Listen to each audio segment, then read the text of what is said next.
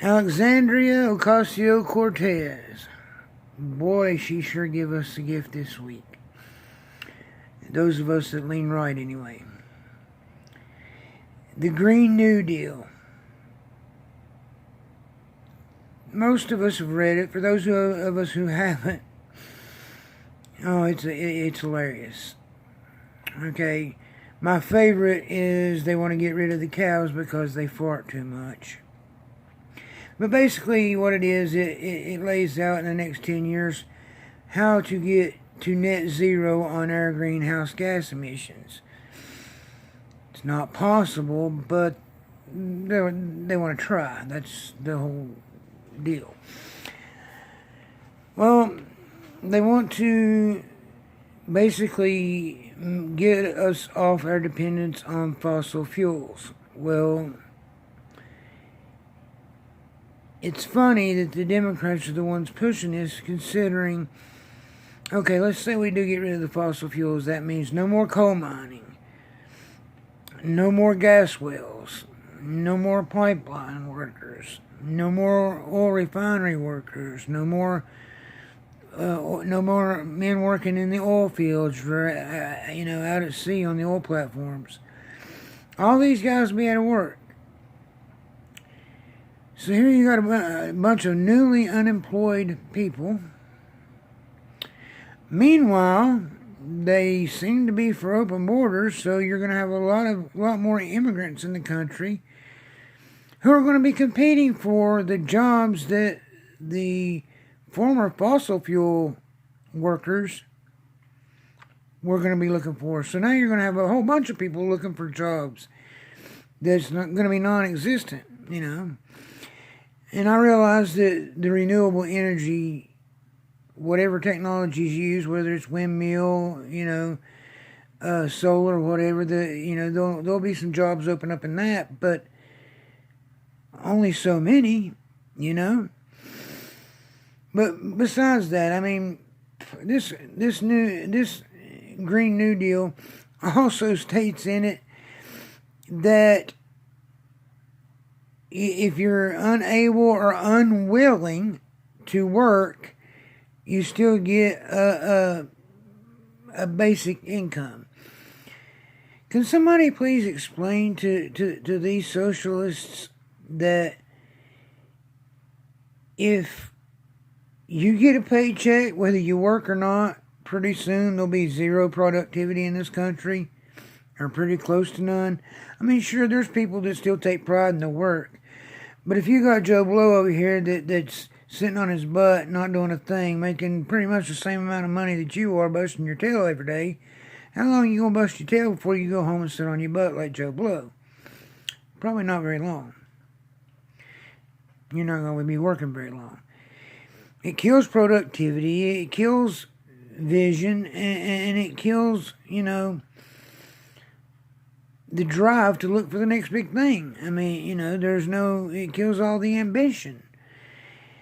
I mean, basically you're just going to be relying on people's pride in their work and what they do to fuel that ambition. And let's just face it, we're a materialistic country, and money is a great motivator. It motivates a lot of people to do a lot of things. A lot of times not so good things, but nonetheless motivates them to do things. And not to mention, how are you going to pay for it? How are you going to pay for it? She talks about, taxing every dollar that a person makes over $10 million, to taxing it 70%. Well, that's still not going to get you there. And just how long do you think these multimillionaires are going to sit there and let you take 70% of their money before they take off? Not very long. Not to mention, let's say we do go to clean renewable energy and have a net zero greenhouse gas. and we rebuild every building in the country in the next 10 years to be compatible with that. Let's say we do all that, which is impossible, but just go along with me here. You think Russia and China are going to do that? I don't think so.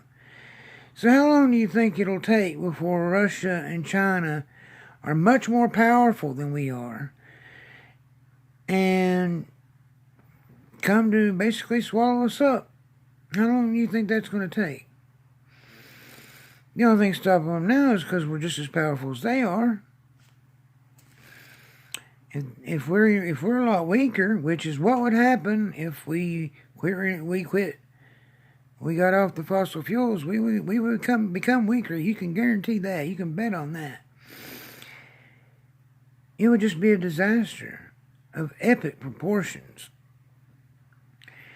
So, the millionaires that are keeping this country going right now, that employ all of us, all the rest of us, you tax them to death, they're going to take off. Trump's just now getting some of these businesses back. I mean, good on him too. This girl's out of her mind. I have to believe that, well, I don't know what to believe. She's out of her mind. Her and the Democrats that support this are out of their mind. And if this is their plan, Trump has nothing to worry about in 2020, let me tell you. I just can't. I can't understand what the thought process is here. But there's a lot of things I don't understand about the left and their thought process. Whether it comes to their standpoint on guns or abortion, anything. I mean, there's a lot of things I can't understand. It's one thing to disagree with somebody on a certain issue. It's a whole other thing to not even understand how they come to that thought process, and especially with and I hate to keep picking on her, but God, with AOC, it's just you wonder how did she come up with this idea, and does she really believe, does she hear the words that are coming out of her own mouth? I don't know, guys. I worry about this country, and the girl's 29 years old. I realize that she's got a lot to learn, but is this what our educational system is blessing us with right now? Because if it is any indication of, the rest of the millennials or people of her age or younger, we're in a whole lot of trouble, guys. As if we wasn't in enough trouble. I think we're in more trouble than people realize. I've said it before, and I'll say it again. We're in a lot of trouble. And how they can't look at these socialist countries and see what's going on in those countries and think, well, that's not going to happen here. That's not going to. It will happen here. It can happen here just as easy as it did there. Venezuela was a great, prosperous country until socialism happened. Now they're fighting for toilet paper. I don't want to fight for toilet paper, guys. I like for it to be there on the shelf when I go to buy it. I don't know about you. Just a thought. If you like this video, give me a thumbs up, share, subscribe, and I'll catch you on the next one. Thanks, guys.